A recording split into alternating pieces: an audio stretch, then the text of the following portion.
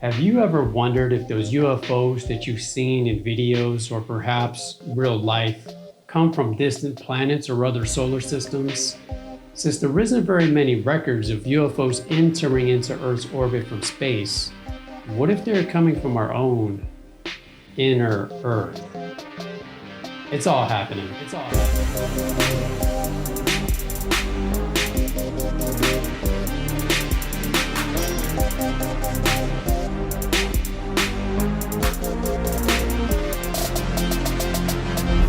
What's happening, everybody? My name is Carlos Santiago. Welcome back to my channel. Today, I'm gonna put a shift in your way of thinking as it pertains to UFOs and where they might come from. If you are familiar with my book Pieces, amongst many other things, I discuss the idea of our Earth possibly having an inner Earth where other beings could possibly live. For the most part, it isn't something that modern day people consider, even though the many unexplainable strange booms, noises, and vibrations underground that have ramped up all across the globe in recent years. So let's start with the basics. Scientists assume they knew what the Earth was made of. They even had nice pictures of our Earth's core with all the pretty little layers and a yellow core in the middle. Turns out, all that crap you learned in science class was wrong. It was just an assumption. Think about it. In order for us to know exactly what our Earth was made of, we would have had to have gone all the way to the Earth's core to figure that out. But no one has ever done that and likely never will. The furthest that man has gone is about 7.5 miles deep, and you can look up the Kola Superdeep borehole if you want to know more about that. But when scientists drilled that hole, we found out all those drawings and assumptions of what the Earth was made of was obsolete. What they found wasn't what they initially thought. The scientists couldn't really give more answers since they haven't been able to break the Earth beyond a certain point. So for all we know, the Earth's core is just one big ball of jello. Okay, well, what does that have to do with UFOs? Because the ones that believe that UFOs exist believe that they come from somewhere in outer space. Maybe Alpha Centauri or Zeta Reticuli, maybe from Mars, or maybe even from our own moon. I'm not going to go too in depth in this one, maybe one day when I have more followers, but for today, I want to keep this one relatively brief, so let's get to it. For the most part, NASA does not report that UFOs are coming into the Earth's orbit from space, although they definitely do, but NASA calls them something else, like meteors or space junk.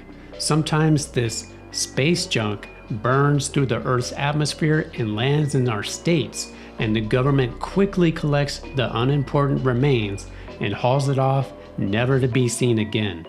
How do we know this? Because of the hundreds of witnesses who have seen the craft crash land and burn into the nearby land or forest. The witnesses have a much different story than the government officials do. I wonder why that is. Okay, so yes, UFOs can come into the Earth's atmosphere. You can see them buzzing by the International Space Station more than you would think. However, most UFOs are not seen coming from space. There are more reports of them coming from the oceans or seas than there is from space. The Navy, commercial airline pilots, and normal everyday civilians have seen UFOs zoom into the depths of the water and also coming out. There was even several reports of pilots seeing UFOs diving into the waters of the Bermuda or Devil's Triangle. So is there a world below our Earth's surface? Well, scientists admit they've only ventured about 10% of Earth's oceans. So who's to say, besides giant squids, strange fish, Aquaman, and Mara? Okay, well, maybe not Mara anymore. But who's to say that there isn't aquatic worlds or entrances to the inner Earth from the ocean? There are even sightings across the globe of UFOs going in and coming out of volcanoes. Even more so recently thanks to the war in Ukraine, where the UFO sightings have picked up significantly. There are theories that these UFOs are trying to halt a nuclear war and save our Earth, which is our home and quite possibly theirs. There have been official reports of UFOs hovering over nuclear weapons, and even some cases where these UFOs actually deterred or stopped some of them from being launched. Okay, so this brings me to the reports of Admiral Byrd, one of the first naval officers to fly over both the North and the South Pole. When he came back from his expedition in Antarctica, he said some pretty bizarre things on public television interviews. He later said he had orders to suppress what he saw. Then, after he died, his son discovered Admiral Byrd's diary recounting what happened to him in Antarctica in 1946. His team flew over the South Pole. Admiral Byrd looked below him and saw a large hole. He got closer to the hole and he saw inside that it had lots of lush green and running water. This didn't make any sense. His diary explains he traveled into the hole in the earth and found his way into the inner earth. There, he said he found a whole world down there. Lots of large structures that look crystal. He reported also seeing flying crafts and humanoid beings. Admiral Byrd was one of the most decorated military personnel of his time. For him to fabricate such a story seems out of his character. But Admiral Byrd, he's not the only one that claimed to see human-like creatures in hard-to-get-to caves or openings. There have been reports since ancient times. But more recently, in 1991, a hidden cave was discovered in Quang Binh province in Vietnam. It was hidden deep in the jungle, covered by greenery. It is extremely difficult to get to. So difficult that it was never explored until 20 years later. It runs 6 miles under the earth and is 40 stories high.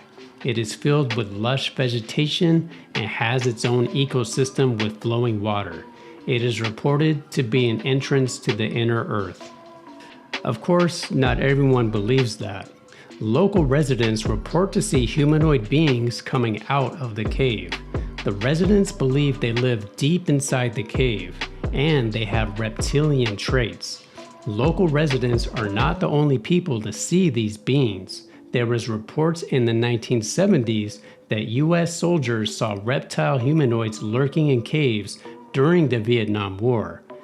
It may be a coincidence, but the Kabbalistic texts state the seraphim, who also happen to possess reptile traits, have gone to live in the inner earth. But reptile beings are not isolated to Vietnam. There are numerous reports all across the world from people who claim they saw reptile beings in large caverns. In ancient Peruvian texts, they call these reptiles the Amaru. They are described as what we call gray aliens, having the same characteristics with large black eyes and small slits for a nose. But even though humanoid reptile figures may have been commonplace in Peru, the government decided it was too dangerous for people to venture into these caves and closed them off. So now the creatures are stuck in there.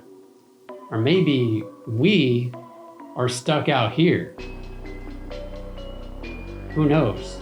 Now, these people that have been in these caves before they were closed off did not report seeing flying saucers or crafts, but these beings had to get around somehow.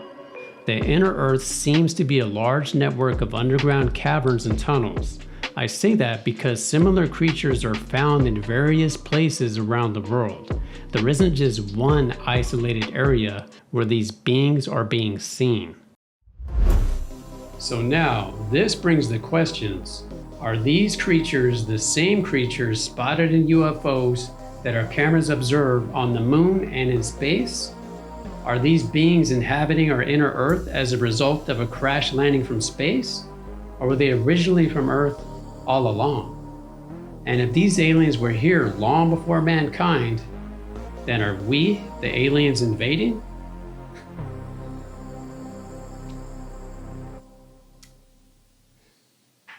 I don't have the answers.